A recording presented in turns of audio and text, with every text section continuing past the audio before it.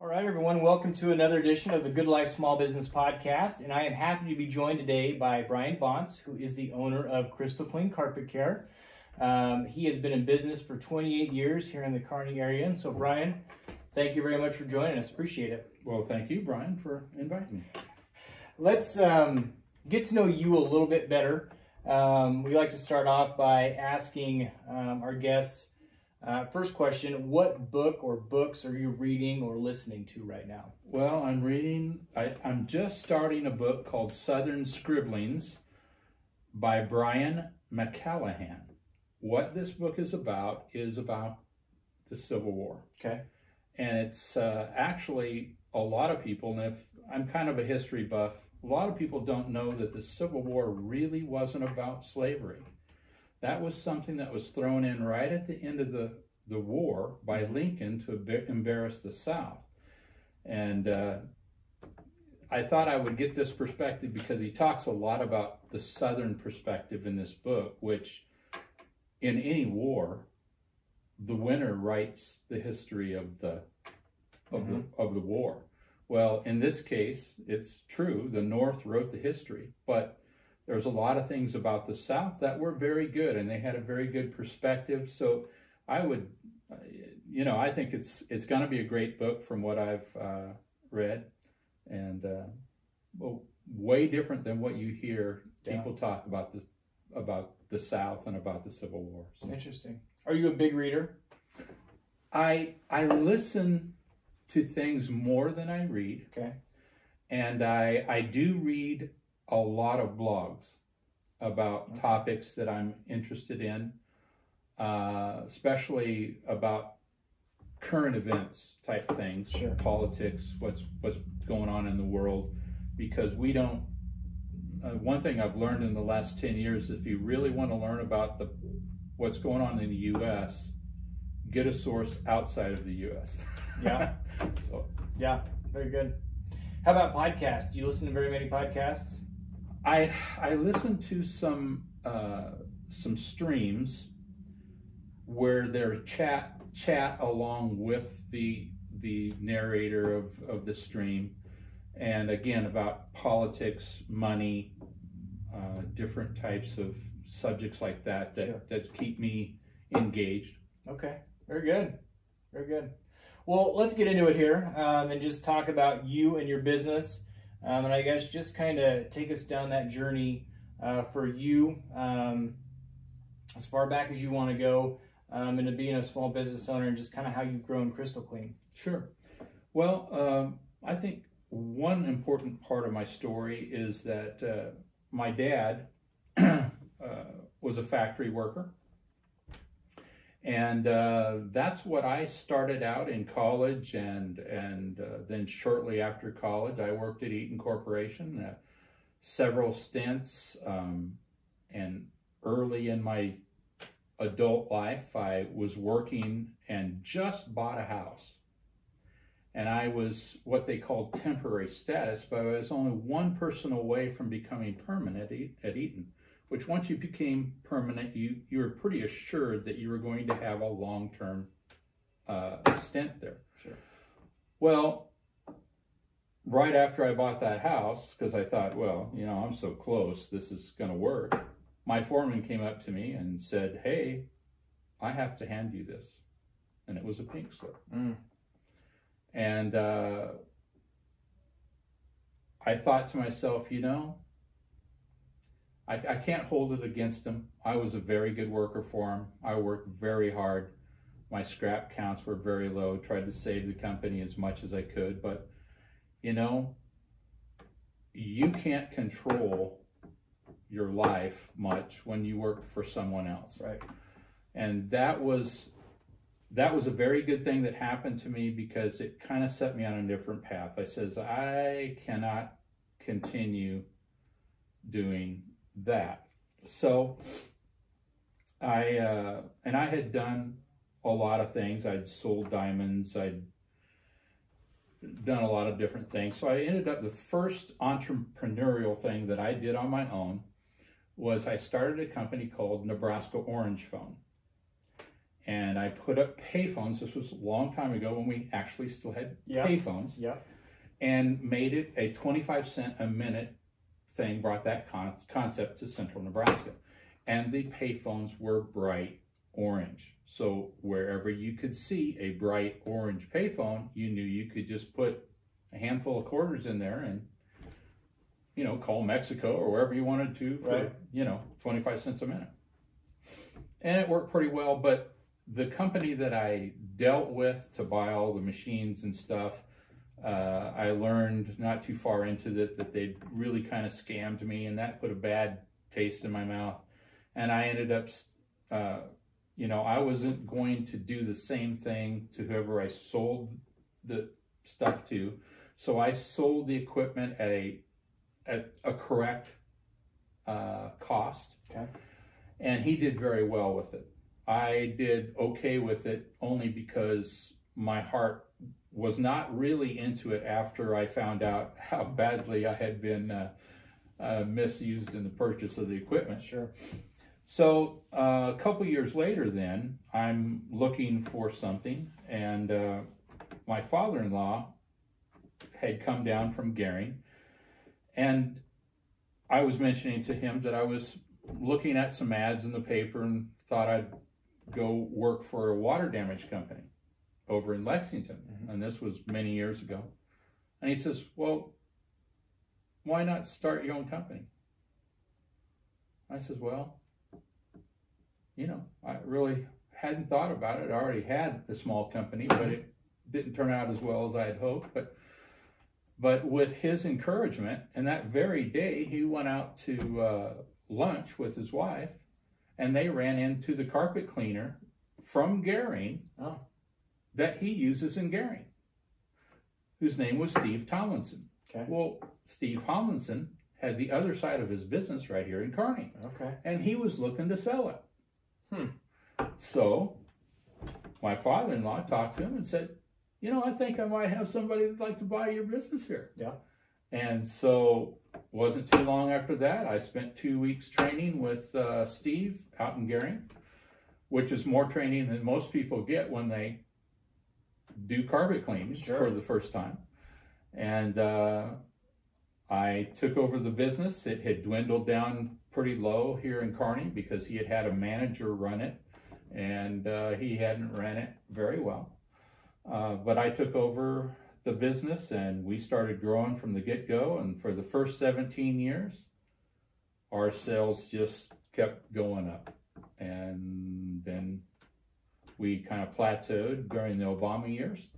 And then Trump came into office, and we started going up again. Yeah. So, that's kind of the short version of the history of how I became a business owner. And you know, I really enjoy what I do because, you know, how many different businesses are there that you can really be in somebody's home where they're comfortable? Sure. And you can talk to them about different things, and you can immediately improve the looks of their home by what you do. Sure. And there is a gratification of being able to take a dirty carpet and turn it into just a sparkling, looks like it's brand new carpet. Yep. And you know, it's right there as soon as you do it. And so you can walk away. Most people I've ever cleaned for, just they I don't know why I didn't have that done before. Yeah. You know, they just didn't know it was gonna be that much difference. Yeah. So very cool. So we were talking about this before I hit record, but when did you buy the business from Steve? I bought the business from Steve in 1993. Okay. So in April, it'll be 28 years that I've been doing this, just about every day. Yep. And I have guys that work for me now, and we actually have an air duct cleaning truck and 3 carpet cleaning trucks, and we do water damage restoration and a lot of different aspects of cleaning, whereas when I started, I did primarily residential carpet cleaning, but now we do residential, commercial, apartments for people, large facilities. Sure. So, How has your industry changed in what will be 28 years since you started? Well, the basics haven't changed. The big thing that has changed is the equipment that we use was in its infancy when I started. I was one of the very first guys to use a truck-mounted steam extraction back in 1993. There were only a couple of guys before me that had used steam extraction.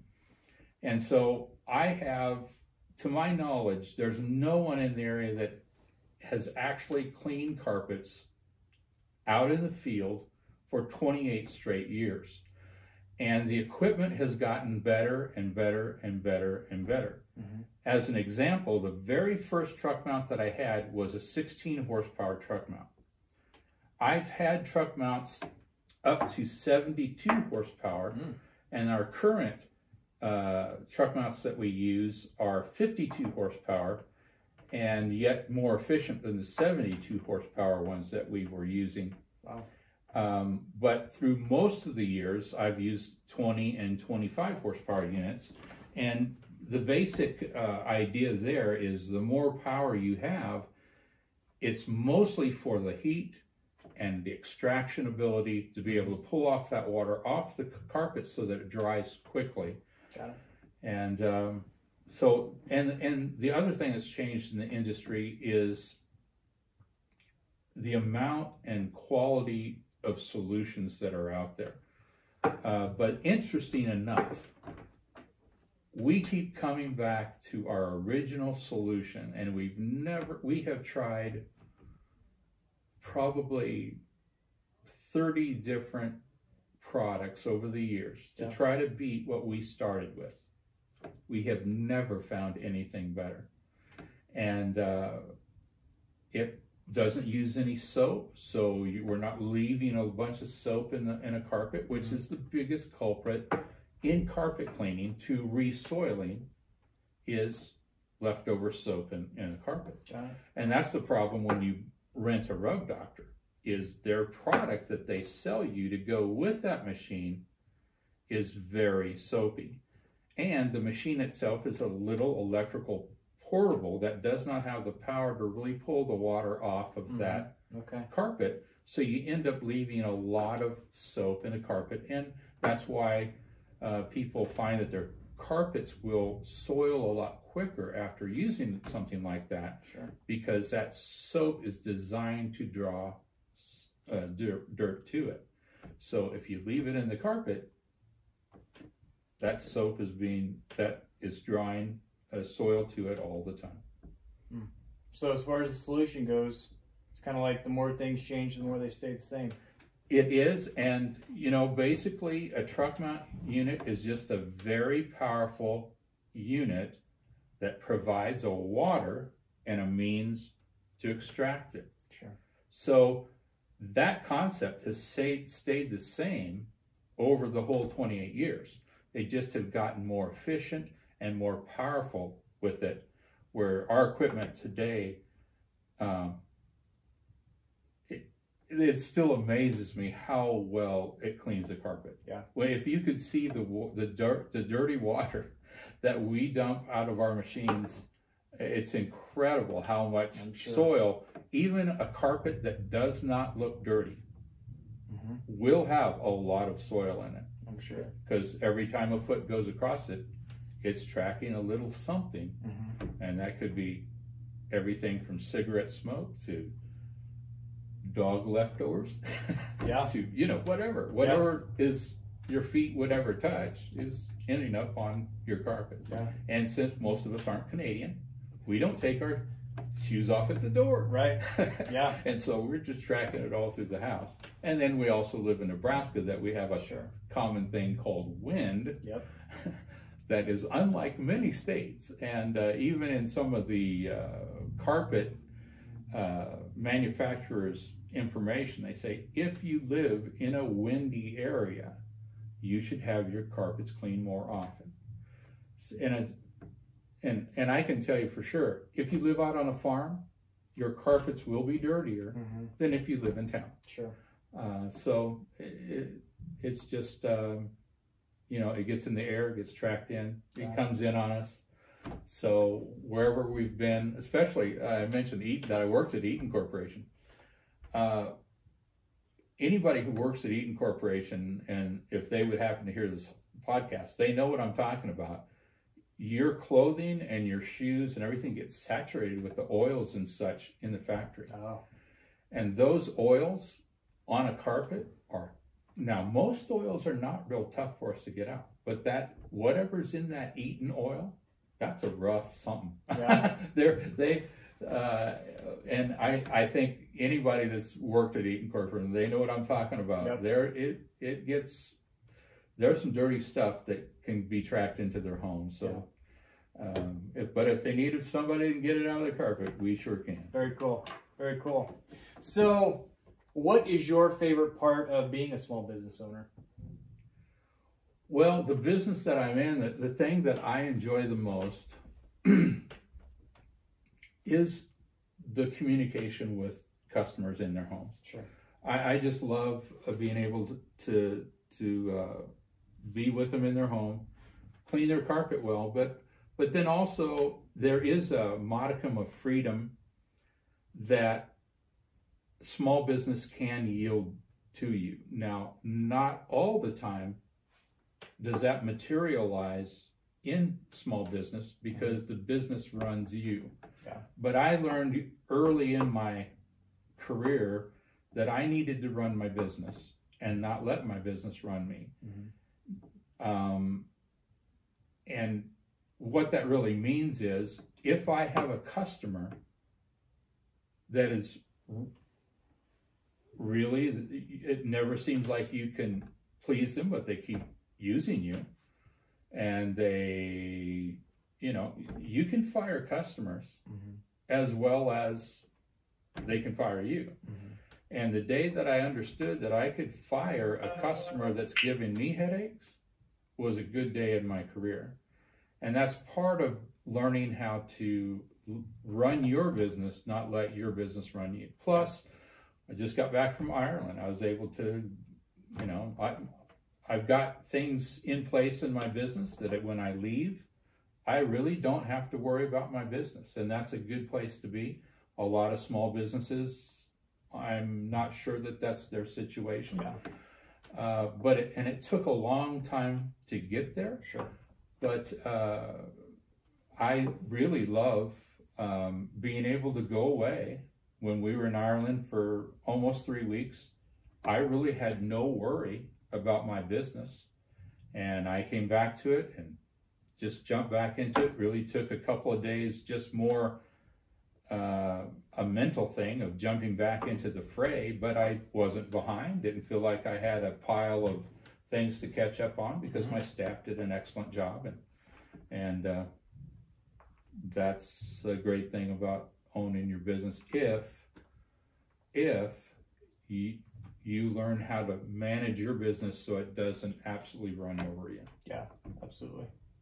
So is this what you thought it would be? Did you have any idea what it was going to turn into in 1993, or is it more than what you thought it would be? Well, in 1993,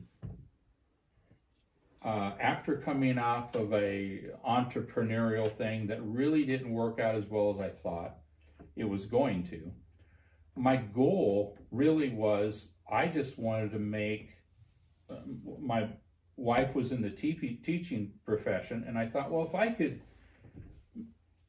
equal her salary and help, you know, with all of that, that was my first goal. And it actually took me a couple of years, maybe 3 or 4 years to get to that place. But as the business kept growing over the years, and as I added employees and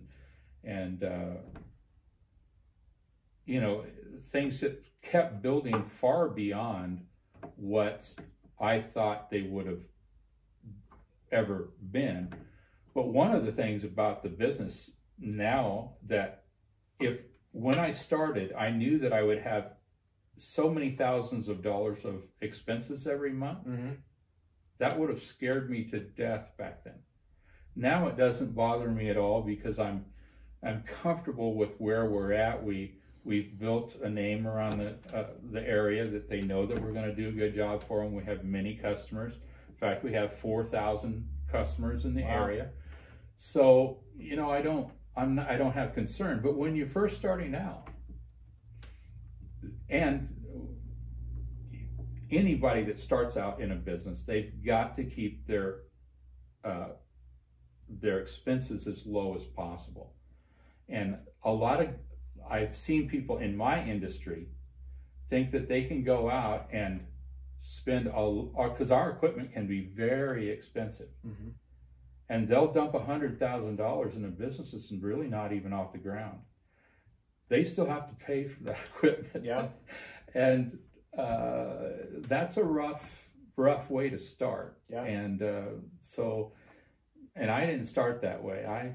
I bought used equipment, worked real hard, tried to keep my expenses low, because I knew to start, I couldn't be the most expensive guy on the block. I had to be the least expensive guy on the block because nobody knew who I was. Yeah. They'd heard of Crystal Clean before, but it really wasn't doing all that much business.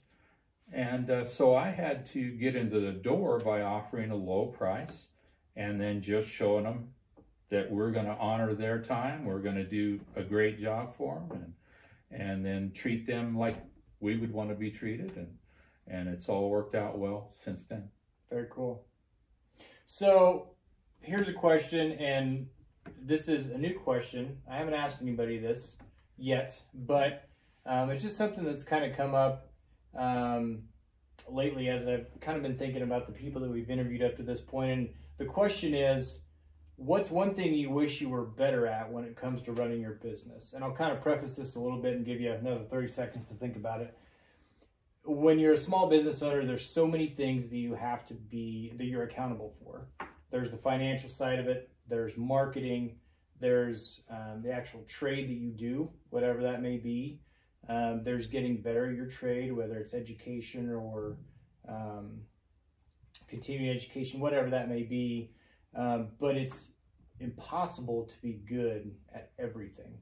And so what's one thing throughout the 28 years, maybe even now still, that you wish you were a little bit better at when it comes to running Crystal Clean? Right. Well, I think to start off, I would say this, that you're absolutely right. It's impossible to be good at everything. I think we're all have a certain design to fit within a framework of a lot of other people. Mm-hmm. And we are not all the same. And I would say this, not everyone is probably cut out to own a business and run a business. Yeah. Because especially when you start out, you have to wear so many hats. And that's one of the things that I probably didn't have a real good handle on, because I kind of was under the misconception, and most small businesses, especially in the service industry, we think that if we can be technically sound at something, that will prosper us. Well, that's one leg of the stool, but there's at least 3 legs to the stool. There's the technical ability, your marketing ability, and then your management of your company. Mm-hmm. Well, you have to have all 3 of those, and there's many facets to each of those. Sure. But one of the most important aspects is the marketing end, and I was fortunate enough to run into some people that really helped me with that early. So that hasn't been the big problem. For me, the biggest problem, because I'm not an office person. I never, like when I was in high school, I was the worst in my typing class. Yes, it was typing, not computers. And I was absolutely the worst typer in the class. And so that type of thing of working with computers, I know enough to get by, because you have to be computer literate as a business owner. But that was the first hire that I made, was an office person that came in part-time, because I was not good at that. And I already knew that, but getting into the business, I knew, well, if I want the IRS off my back and I want to keep my books straight and I want to do things right, I need somebody to help me with that because I'm not very good at that. Yeah. Hard work, pushing a wand, talking to people, that was never a problem. But after a long day of work, the last thing I wanted to do is enter things into a computer or type up something to mail to someone. It just was absolutely, it was like you could send a nail through my hand and I think I would enjoy that better. Yeah. So. Well, and we talked, before we hit record, we were just talking, it's those tasks that you're not going to enjoy everything about your job. Absolutely. And you're not going to enjoy everything about being a small business owner. And those things like that for you, it drains you and it sucks the fun out of your job. Absolutely. And so you have to be able to find someone because, well, you may not want to come home at the end of the day and send out an invoice. That's how ultimately you get paid. That's so exactly right. It has to be done. That's so exactly right. You have to figure out those things that suck the fun out of it for you. Find someone that's good at it. And so that way you can still enjoy your business and it doesn't burn you out. Exactly. And one of the benefits also of having employees that I found over the years, when I was a one-man operation and even when I had my secretary, I really never saw her very much because I was out cleaning. She was in the office like 3 days a week, come in for three half days in a week. And she was a very quiet person, so I really didn't talk to her all that much. But as the business grew, we have quite the camaraderie in our business now, and I really enjoy my employees. And so that's an added benefit when, because you're with these guys a lot. I'm with these guys more than I am my wife. Sure. And so when you have the right guys, and hiring is a really crucial part of any business, but and understanding that you need to hire people that are not exactly like you, because again, there are different roles in a business. And if you have you're not going to get three exactly the same people, but three people that are, say, idea guys. Yeah. Well, you'll have a million ideas, but nobody will go out and do it. Right. So, you have to know how, and I think in small businesses, you tend to hire people that you like.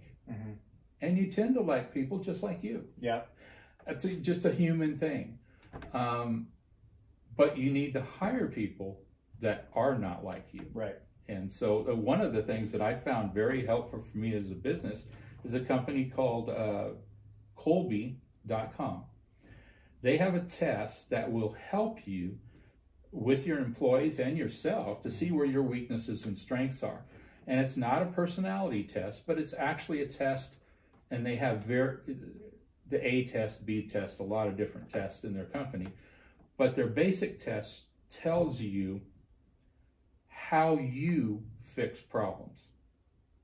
So there's at least 4 different types of people, and each of them fix a problem from a different perspective. Right.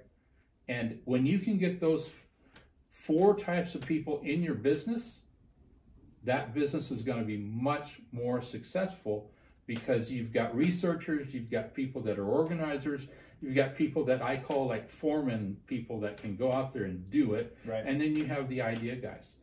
When you have all those people working together, that company is going to be a strong company. Yeah. Because there's no weakness, because what's weak for me is strong for someone else. Yeah, that's great. So that's I would highly recommend them if you're struggling with your hiring, because they will really help you understand what you need. Like if you need an assistant, and you're the main cog in your business, you're trying to drive, and you know you need an assistant, they'll show you, based on who you are, what you need, and it's not what you are. Right. But on the other hand, they can't be too far away from how you think.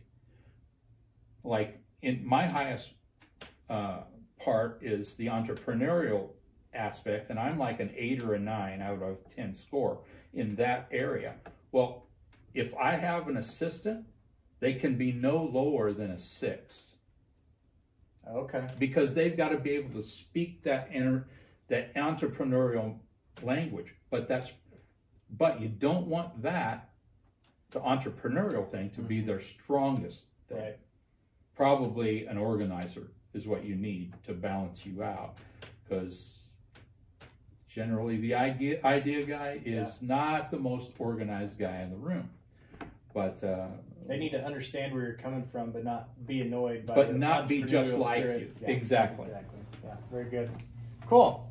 How do you spell? Is it C-O-L? It's Kolbe. Kolbe would start, but it's KOLBE.com. Okay, awesome. That's good. Okay, so let's talk about the pandemic. Talk about how the pandemic has affected your business from a positive aspect. Something that, and you can talk about kind of what it was like for you when everything was changing. But is there something that you implemented in your business that you're going to use going forward that's going to be a positive, or something that maybe you realize that you were already doing, and it's a good thing you were doing it that way, that has you will continue to carry on as you go forward? Well, in my industry, COVID was a plus and a minus as far as we lost some jobs because of COVID, I'm sure, but we gained some jobs because of COVID, because as a cleaning company, we're helping to fix a COVID problem.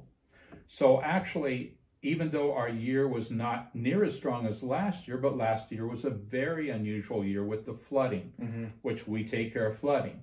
So ours was it was the strongest year we ever had. So our numbers are not as strong as this year, but we may end up being the second best year we've ever had as far as dollars, which in March I was thinking that's not going to happen. Right. So that's one aspect of it. What I personally, the biggest benefit or maybe opening of my eyes is I can be the kind of guy that I can be a little bit of a hermit. I could listen to my podcast and I can be in my own little office and let the world go by. Yeah. And I have my church family, I have my family, I have my employees, and I always enjoy being around people, but I don't feel like I have to have people to thrive. Sure. Until COVID hit. And there were a couple of times that I self-isolated because I thought maybe I had come in contact with somebody who possibly had COVID, but the results weren't back yet. And I wanted to protect my employees because I have another employee that's in his 60s. He's got some asthma issues, and I just didn't want to expose him. Sure. So my wife and I, whenever we thought we may have been exposed, we would self-isolate and until we found out if the person was positive or negative, and we never had any symptoms the whole time during COVID. So, but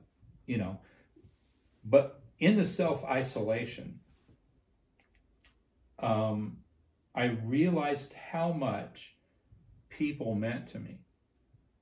That how much, business associates, customers, BNI members, people that we don't think that we have that many contacts during the week, but we do.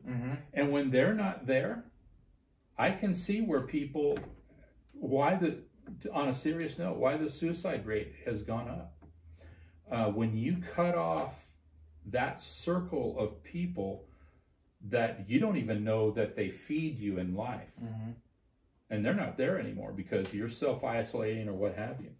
I know a lot of older people that we clean for that they have just not seen anybody for a long time. They've stopped going to church. They've stopped, and that's been very hard on them. And so that's the big takeaway for that. I appreciate like going to church and seeing people. I've always appreciated going to church and seeing people, but it's really at a different level. I mean, I really know that it isn't just a nice thing that happens in my life. It's an important thing in my life. And I understand that now, that maybe I just didn't understand it as much before. Because sometimes we don't understand that how much something gives us until you take it away from it. Yeah. Take it for granted a little bit. Oh, absolutely. I mean, and Kearney is a great place to live. Mm-hmm. I've lived in a few other places in the United States, and I came back here and I said, no, I'm not leaving this place. This is a good place. Yep. And it doesn't take, I know I bet there's somebody that says, oh, I don't believe that. Go live someplace else. Yeah. I've lived in California, Arkansas, Illinois, Kansas. Kansas is as close to Nebraska as you're going to get. But I'll tell you what, when we say there's no place like Nebraska, there is no place like Nebraska. Yeah. People treat each other here very respectfully. Mm-hmm. Our crime rate is low. We have good people in this here town called Kearney and all the small little towns around here. Yep. And I wouldn't trade the people of this area for anywhere I've ever lived, because those people don't exist there. Yeah.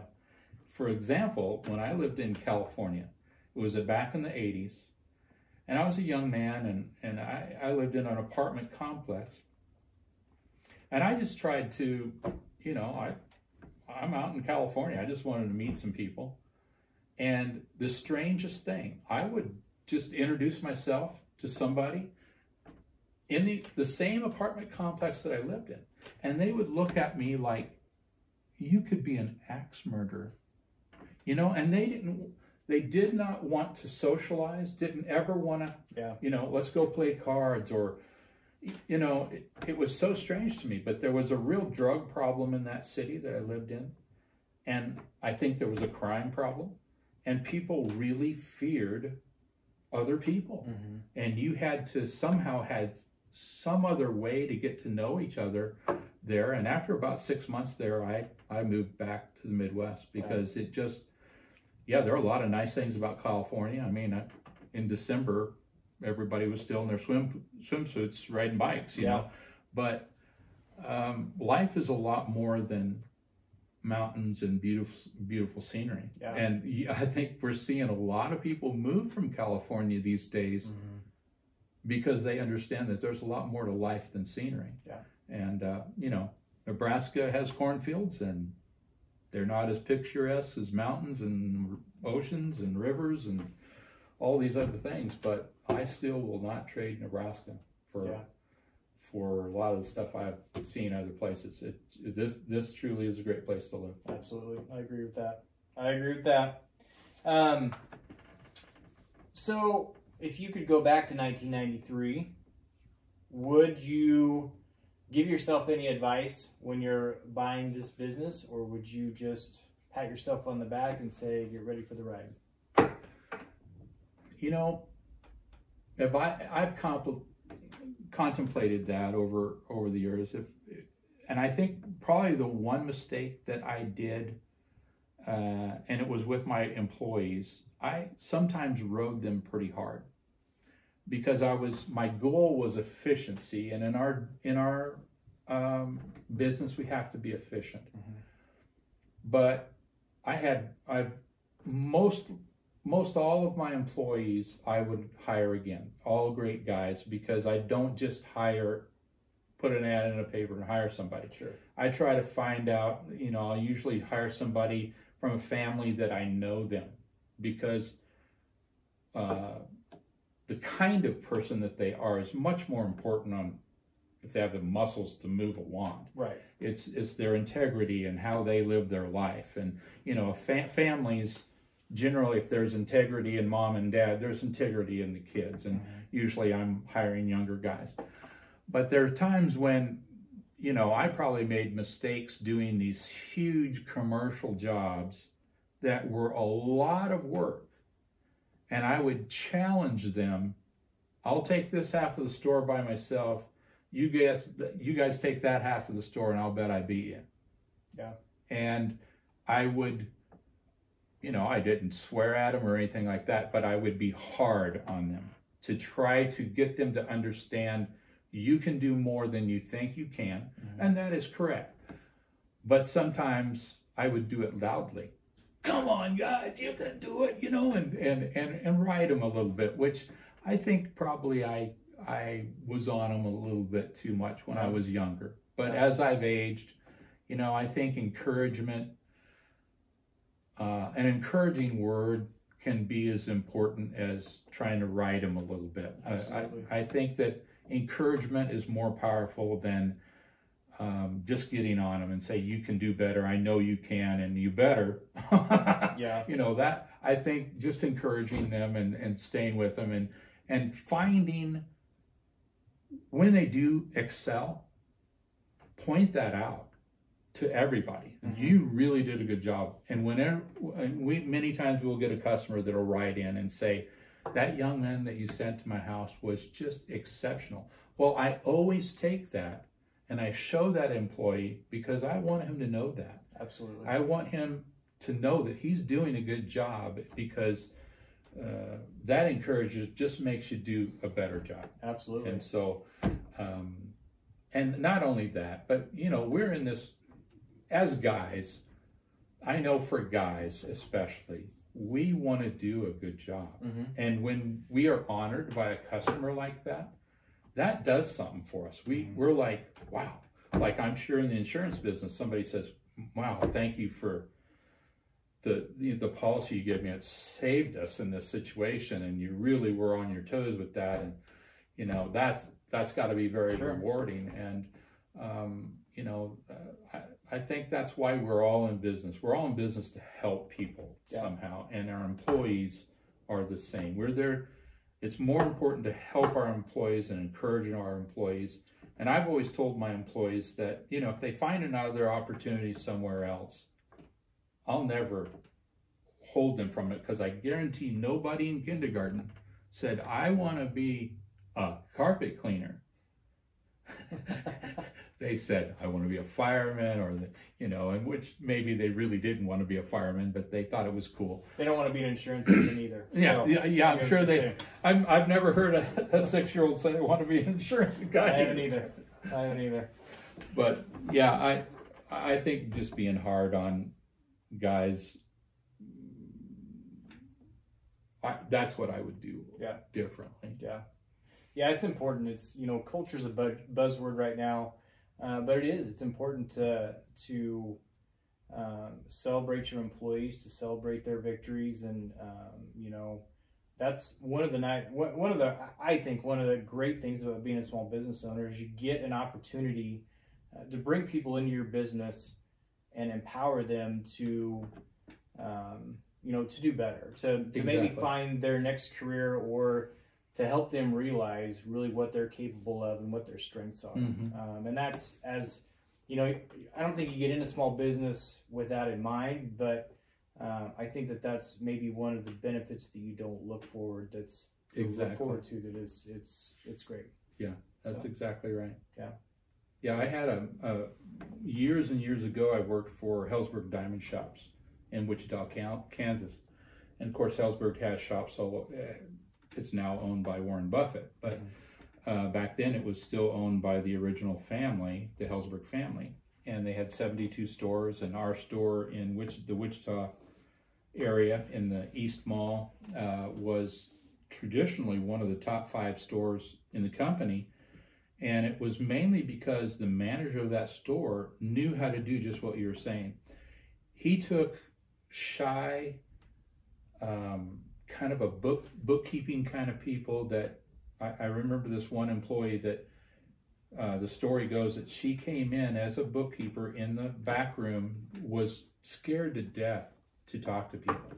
And he worked with her and he says, you can do this. You can be out on sales floor and you can do really well in the sales floor, and he would encourage them, and he was just a very good manager in a lot of different ways. And I learned so many lessons from him. But how to treat and develop employees was one of the strongest lessons that he taught. Yeah. And just an amazing guy. And you know, even though he did not own that store, he was one of the most excellent managers, and he saw what he could do in his business, and that was develop people. And he did it for, I think, very good reasons. It wasn't just to increase sales in his store, but it was to increase how people saw themselves. Because it wasn't just one case. He did that. I mean, the stories, I only worked there for a couple of years, but I heard story after story after story. Their best salespeople were people that came into that business very shy, could hardly talk to people, but then blossomed into these wonderful people that just really cared about people and did a great job for the company. And it was all because he just nurtured them. Yeah, that's awesome. Yeah, it's a great thing. It's like I said, it's one of the byproducts of being a small business owner. You maybe don't get into it for, but it's a huge blessing. So yeah. Okay. Someone comes to you and they say, Brian, I'm thinking about starting a small business. What advice would you give them?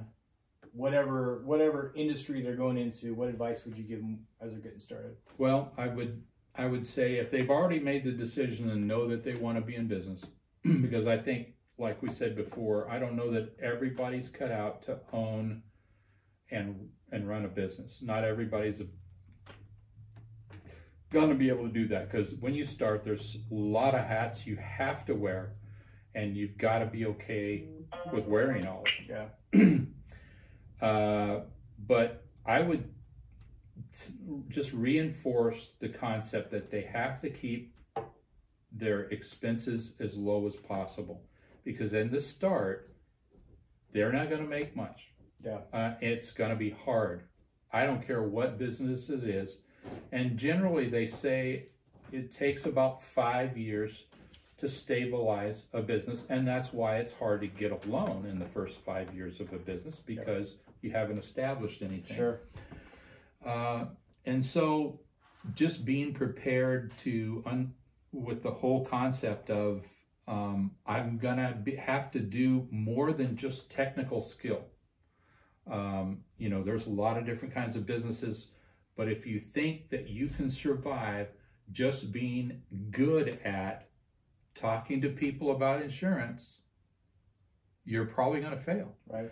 If you think that you can clean a carpet as good as anybody in the world, that's gonna make you successful at carpet cleaning, you're absolutely wrong. Yeah. Because you have to have other skills, and marketing is absolutely critical. And you need to learn marketing quick. And although you have to keep your expenses low, you have to put some money in marketing. Yeah. Because you can be the absolute best whatever you are, but if nobody knows it, it doesn't make any difference how good you are. Right. Now, yes, there is word of mouth, but most businesses cannot survive on word of mouth. And so as a young guy, the misconception that you can just go out raking leaves and build a big raking leaves business without doing any marketing. And, you know, we have a company in town that does yard work and such that's grown into a huge business because he's a smart marketer. And they obviously must do a great job, because you do have to do the technical side well at whatever you do. Sure. But you've got to be able to market, and you've got to be able to manage your business. Got to get some momentum. You've got to get momentum.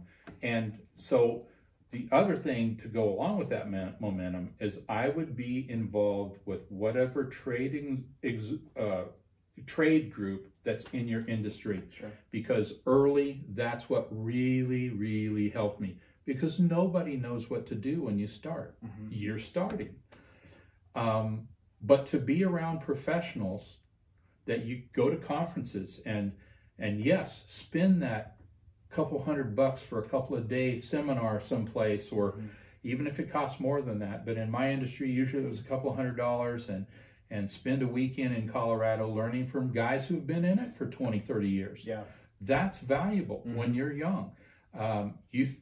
You know, I know when you're 18, you think dad doesn't know anything. But when you turn 25, you realize he probably did know quite a bit. Yeah. And it's the same in business. Those guys that, even though maybe they're using older equipment and different, but listen to them in their wisdom. Right. The young guy usually is more wanting to do the newest thing out there. And that's great. That's what they should probably be doing, as long as they don't spend too much doing it.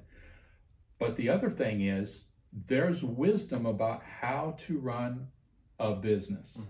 And when you're around those guys, they will, they want you to succeed. I don't know, you know, maybe somebody in your town that's going to compete with you, maybe they don't really care if you succeed or not. But when you go to professional cleaning association type meetings, and you know, you're with guys that you don't compete with, they're going to tell you the truth. They're going to tell you how hard it is at times and what you have to do to make it through those times, and give you wisdom about saving money and all those things. And the more you listen, the more you do what they say. And it'll also, what really kills young business guys, I think, is they give up. The reason people fail is not that they couldn't have made it. It's that there wasn't encouragement, and they get to a point where they give up. That's what I did in that phone business. I didn't have anybody encouraging me, and I really was disappointed in how I was treated. And there was a point where I just wasn't making enough. I could have made a lot more money, but because inside, I didn't have the heart to go with it, and I just gave up. And that's where I think most businesses fail, is without the encouragement, you're probably going to give up in that first 5 years. Yeah, that networking is vital. It doesn't matter what industry it is. The networking that you can do with other people that are in your same industry, that have been in your shoes at one point. I mean, even you know, you've been in business for 28 years, but you can relate to someone who just started their business today because you remember what that was like. Yeah, absolutely. And we have a guy in our B&I group that does the power washing, Tyler Shockey. Great kid. He's been doing, I look at him and I see myself about the same point that he was. He's about 4 years into his business, and he's doing a great job. And he's doing a lot of things that I just mentioned. He's doing. He's in a B&I group so that he can learn. And the kid is doing a great job. Yeah. I mean, that's a tough industry to be in. Yeah. And he's doing a great job. Yeah. So absolutely. All right. So let us know what Crystal Clean has going on right now, any specials you've got going on, or what you want everyone to know about, you know. Well, Crystal Clean, a lot of people don't realize that we do a lot of different kinds of services. So first off, we do air duct cleaning, we do water damage restoration, we do tile and grout cleaning, we do carpet cleaning, upholstery cleaning. So we can clean almost any kind of ceiling. And those are our major things that we do. But even like also a very common one is pet urine odor. We can do that. We also have an ozone blasting service where there are a lot of odors in the house, like smoke odor, and you're trying to sell that house. We can get rid of that with a specialized ozone UV light treatment, and it's very good service. But right now for Crystal Clean, the one special that we're running for Christmas, and most people think at this time of year we're going to be so booked up that we just wouldn't be able to clean their carpets before Christmas. Let me assure you, we have spots almost every day from now till Christmas. And then, of course, after Christmas, we get into January. We're going to have plenty of spots open for you to clean carpet. But we've got a special running right now that's 3 rooms for $99.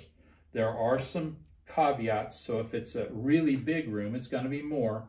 Anything over 199 square feet is more than $33 for that room. But it's a great special. You can save a pretty pretty large percent, most people on residential cleaning through this special. So again, just call Crystal Clean Carpet Care at 237-3717 and we'll get it taken care of for you. Very good. And as far as other ways people, besides the phone number, is that the best way, or do you website, social media? The best way to set up an appointment is to call our phone number. Okay. We do have a little guide that you can use on our website that you can send us messages that way. You can email us at brian.bontz@gmail.com. You can visit our website, which is carneycrystalclean.com. Okay. And there's a lot of information about what we do and how we do it on the website and our phone numbers and everything. But the best way to get a hold of us, because we are a small business, we wear a lot of hats, we do a lot of things, and checking email and checking a lot of the social media stuff is not the best way to get a hold of us. The best way is to call us at 237-3717. And that way we can ask you questions that we need for the specific service, and any questions that you have, you can ask. Okay. And don't text me. Okay. Got it. Got it. Brian, this was a blast. Thanks a lot. Great. I really enjoyed sitting down and talking, and I appreciate you just taking the time to share some wisdom with us. Well, I really appreciate you doing these podcasts. I can see when the other people have said he really does a great job with them. They're right. I appreciate that. All right. Thanks, Brian. Thank you.